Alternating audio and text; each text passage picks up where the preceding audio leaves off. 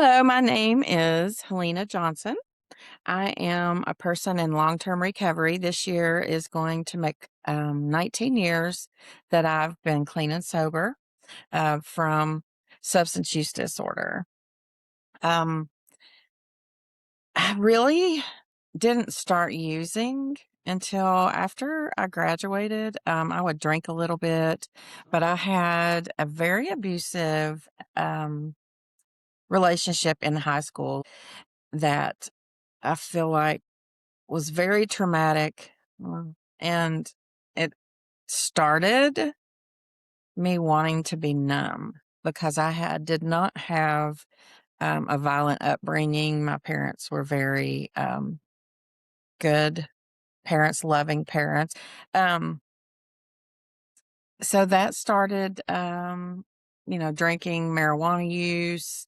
Um, I met my soon to be husband, and there was already a culture of with that friend group of substance use. I was introduced to opioids, but I mostly just partook of marijuana for, I don't know, 10 years. Soon after, someone introduced me to Oxycontin for my birthday. Um, it was different than the other opioids that I had been using. And subsequently, I ended up on a daily regimen of Oxycontin. I used Oxycontin every day. That became my drug of choice. And every day, every decision that was made was how to get oxys, how to maintain um, a level of use that would keep you from being dope sick, from having withdrawal symptoms that were very painful. Your whole body ached. Um, um, uh,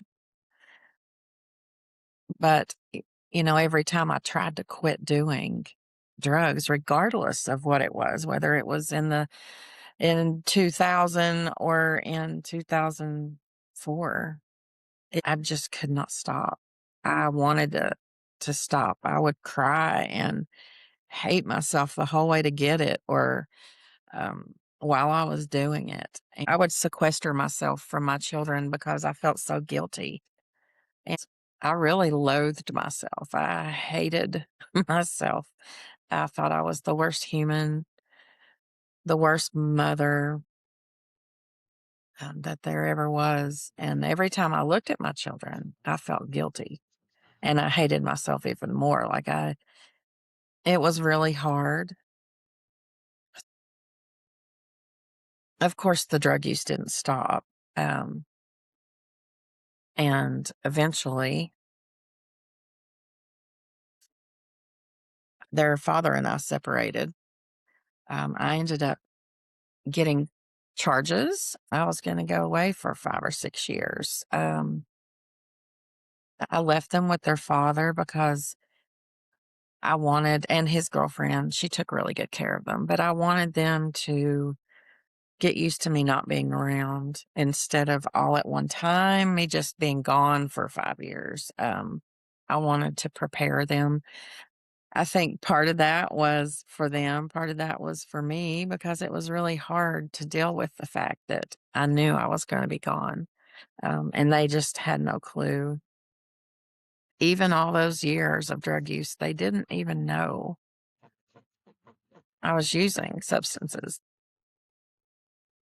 I was convicted and I went to um, prison. I ended up only getting a year.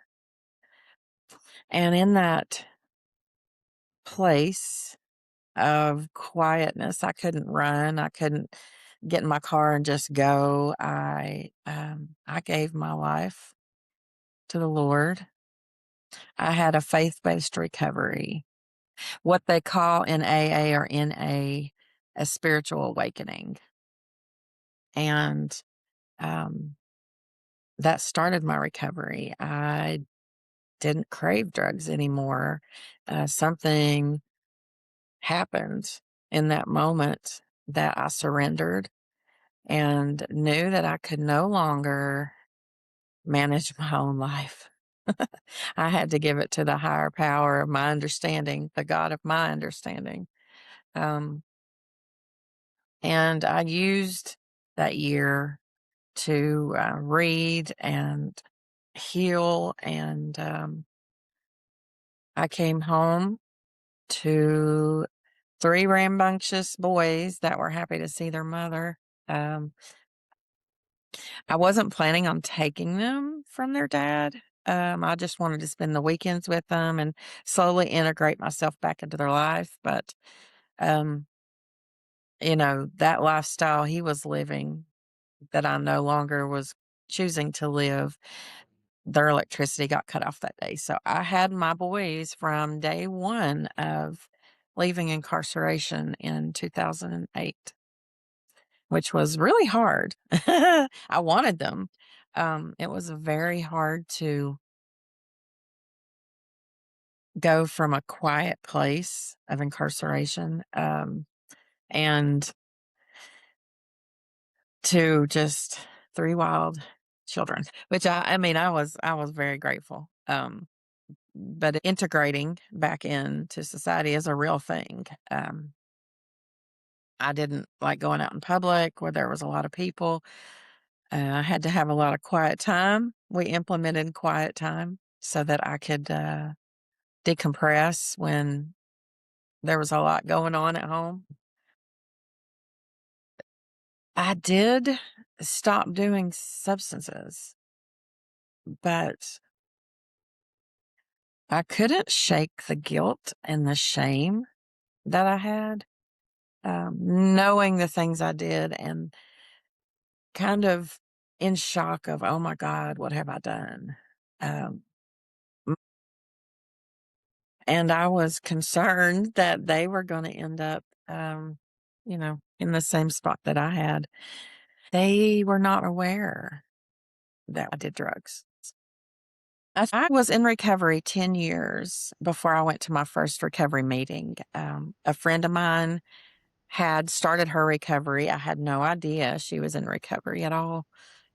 She called me and asked if I would come to her Celebrate Recovery meeting because she was going to give her testimony. So I took the day off. I came in. I was so excited. I had no idea she was in recovery. Um, and there I was in this, it was held at a church, and it was full. I mean, there were so many people. They had music, they had food, and she gave a recovery story.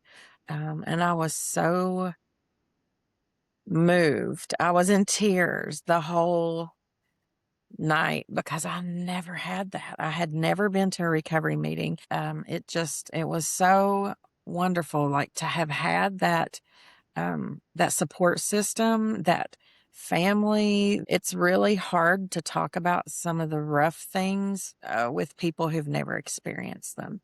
And when you have when you have a building full of people in recovery that just want to support those individuals, it was wow. I don't even have words to describe it, but I knew I had been missing out on the support because I had just been white knuckling it, just happy to be normal per se, happy to have my my money go to the bills that needed to be paid and to school fees and football cleats instead of substances. That was just for me very fulfilling. But I had still all the guilt and shame, which kind of kept me paralyzed in a sense, or stuck in just that mode of not healing internally and having a really negative view of myself up to the point of in 2020 finding a job. And one of the first things that we started learning was um, brain science and trauma informed care.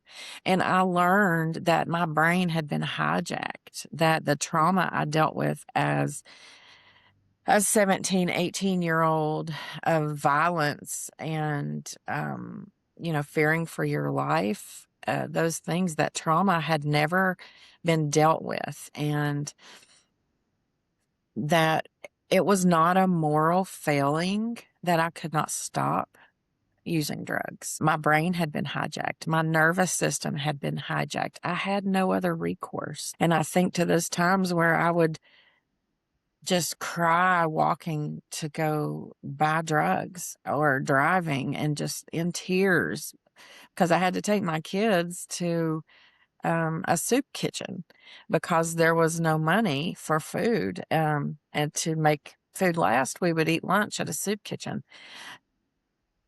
It changed my life. It was not a moral failing that I could not stop doing drugs. It was my brain. And then I remembered, coming home from incarceration, I had been clean almost a year.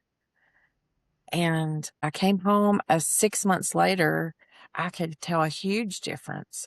So, it was 18 months in recovery. I could tell a difference in just 6 months of my emotional capacity, ability to make decisions and function with multitasking as parents have to do. I was healing and I could tell, but I didn't make that connection. I could just tell things were different until I learned about trauma informed care. That's one of the things I think is really hard for individuals starting their recovery with, 10, 15, 20 years of substance use. Um, and they've affected their families. They have hurt their children. There is emotional damage. I still have to face that. I still see it. And I have to extend myself grace because I lived 10 years in guilt and shame and regret, and it takes you nowhere emotionally. You have to extend yourself grace, and that's something I have to do. And I hope that one day my boys can truly forgive me. I was really blessed with good boys. At all stages in their life, they were much better kids than I was. They made better choices than I did. I I always tried to, and maybe it made me overprotective to protect them from trauma. After I started my recovery, wasn't always possible.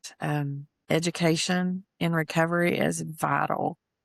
It is vital. There's so many people that just every time you try to quit and you can't, you hate yourself more. There are people in recovery, maybe they're fairly new in recovery, to let them know that it is not a moral failing. It's just not.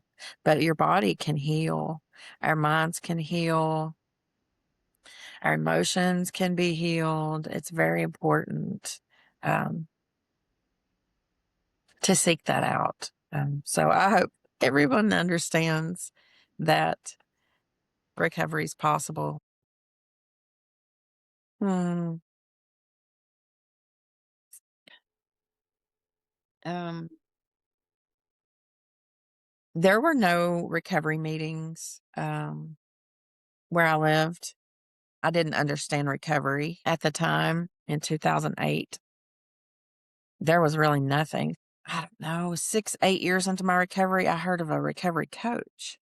And I had never heard of that. I found hope that I could recover from substance use disorder, that I wanted to share that hope because I had none up until that point. I thought my only um, life was going to be in and out of jail, overdosed, dead doing something stupid like driving while intoxicated or riding with others while they were intoxicated. Um, but I had that hope and I looked for a way um, to share my hope. I found a job with Crossroads treatment centers, which I love. I love being able to connect organizations and their referrals to our services with medically assisted treatment for opioid use. Um, well, buprenorphine was not available when I was addicted to Oxycontin. I If it was, it wasn't around my area. So being able to share with people an option that I didn't have, um, it brings great satisfaction to my job role, connecting people, and the specific things that we offer help those that are in immediate need of assistance. It's life or death. If they have to wait a few more hours, will they go use instead of and forget about recovery instead of, find a treatment that they can use immediately. And it's very fulfilling. There's people, they may not even understand how medically assisted treatment can help them. But once we're connected, it's a lifeline. It truly is. And it's something that I would have loved to have had as a tool for my recovery. But I'm grateful for the recovery path that I have. After a life of drugs and disappointment and many moves geographically, instability, to have my children in my life again, sober, where I could be available emotionally, physically, spiritually, where I could be in their life again and capable of being attentive to them and their needs. It was life changing. Um, their little faces, they were just so sweet. They loved me unconditionally. It didn't matter that I had been in and out of their life for about 2 years. Um, just not able to face them, but just to see them just so forgiving and that they loved me. They didn't care. It's like they didn't even remember that I was gone. Um, they were just so excited to share their lives with me. And I loved being there for them. I loved the times where I wanted to pull my hair out because they are three rowdy boys and they make a lot of noise. And they were stair-stepped ages and fought. But we loved going outside and doing boy things, catching frogs and worms and just being out in nature. And we loved to go watch movies together. It was just so wonderful to have them all with me and just innocent like children are. They didn't hold it against me, even if I couldn't hardly forgive myself. They forgave me. I was finally able to let them play sports because I wasn't ashamed to be around people who took great care of their kids, and didn't make me feel bad about being a parent. I was proud to be there. I was proud for them to get boo-boos and be able to take care of them. I had so much support from the community. I had so much support from my family and my children. Mostly, just they loved me unconditionally, and there was just something about that it made it all worth it.